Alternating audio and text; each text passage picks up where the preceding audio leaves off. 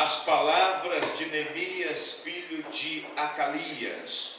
E sucedeu no mês de Quisleu, no ano 20º, estando eu em Suzã, a fortaleza, que veio Anani, um de meus irmãos, ele e alguns de Judá.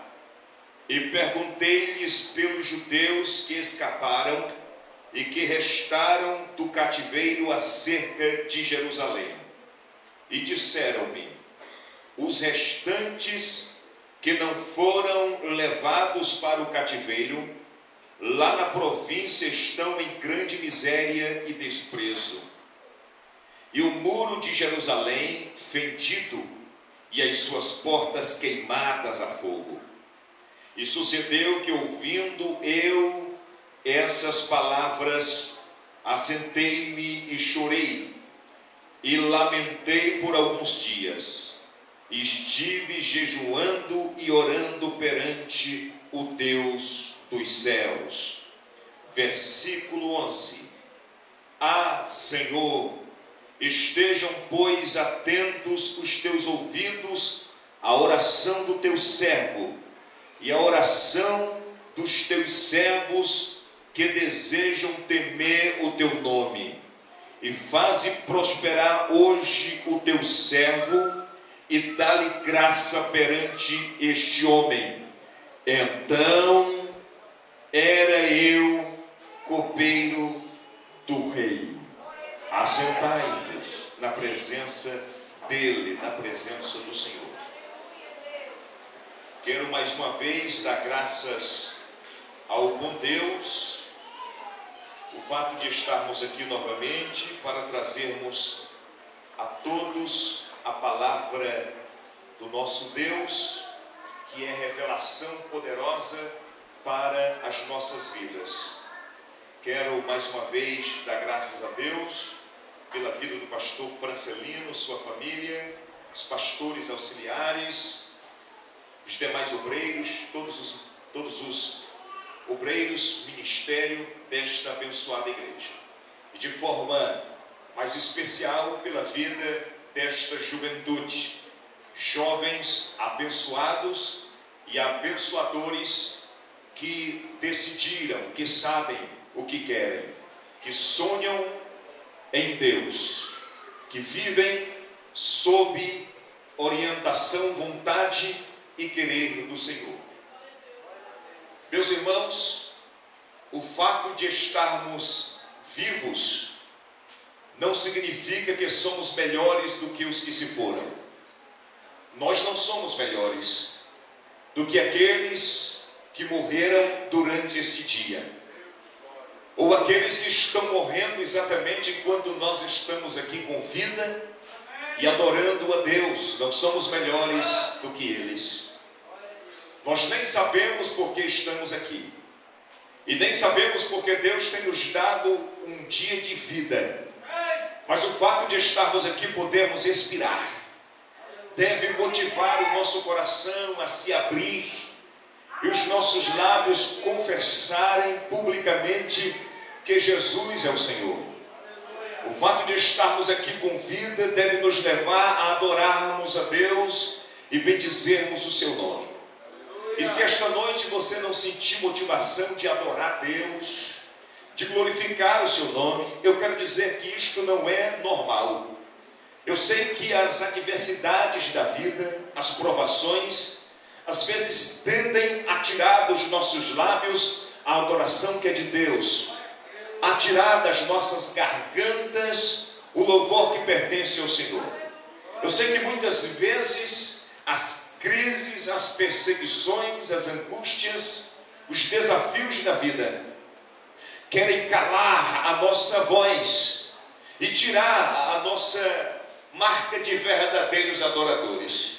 Mas não seja assim com você, não seja assim comigo, porque eu creio piamente que os céus estão abertos sobre esta reunião e Deus tem coisas tremendas e fora do comum para trazer aos nossos corações, e isto Ele fará através da palavra e do Espírito Santo.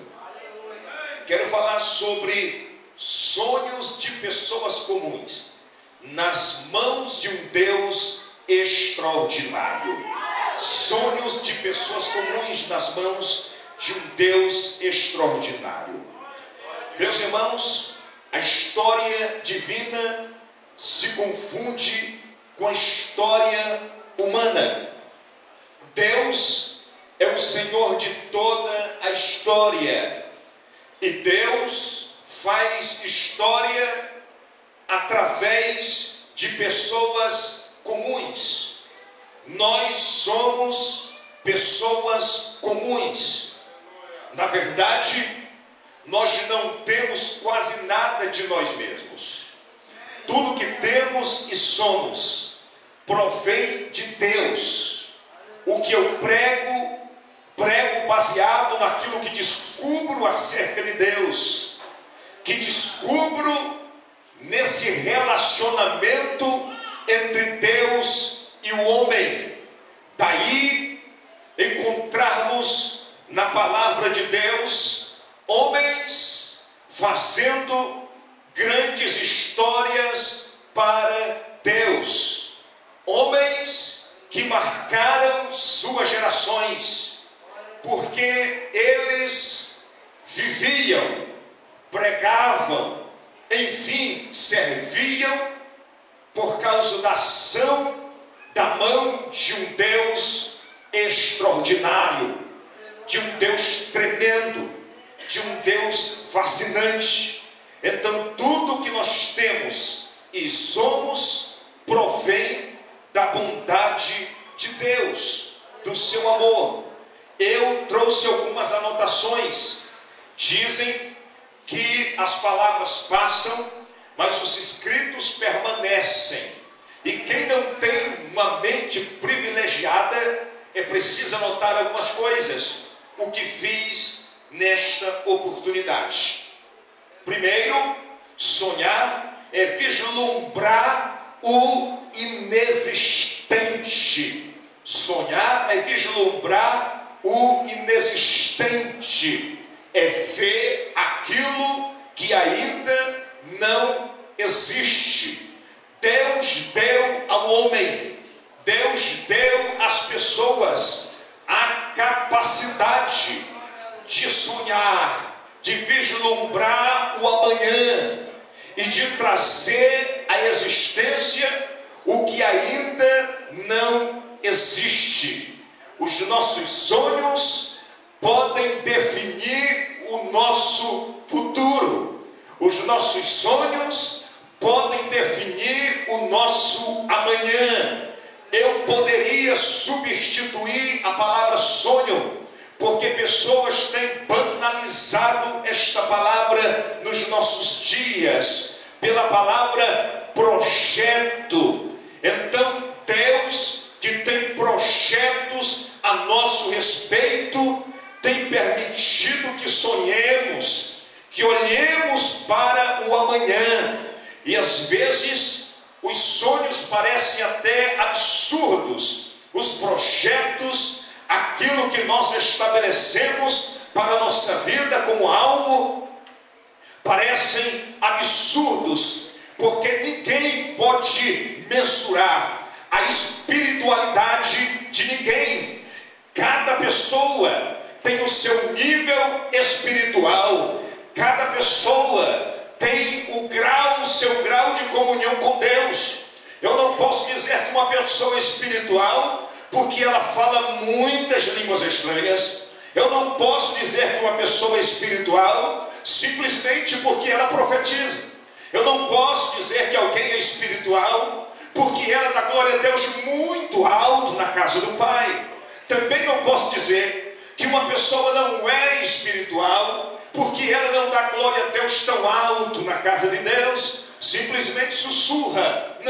Não temos como medir a espiritualidade de ninguém. Então, quando eu sonho, para algumas pessoas, estes sonhos, esses projetos, podem parecer absurdos, inalcançáveis.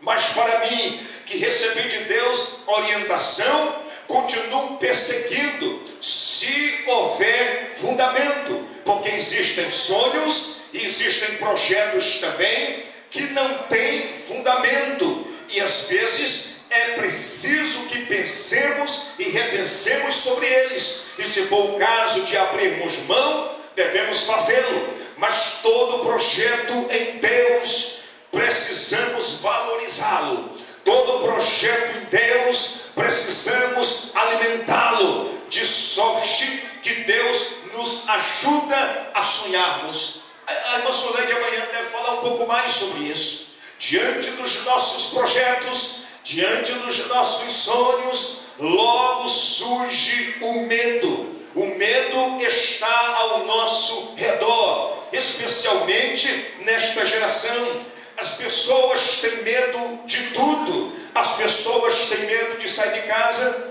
As pessoas têm medo do relacionamento. Quantas pessoas já não passaram aí da idade de contrair matrimônio simplesmente por causa do medo? As pessoas têm medo de serem felizes. As pessoas têm medo do amanhã.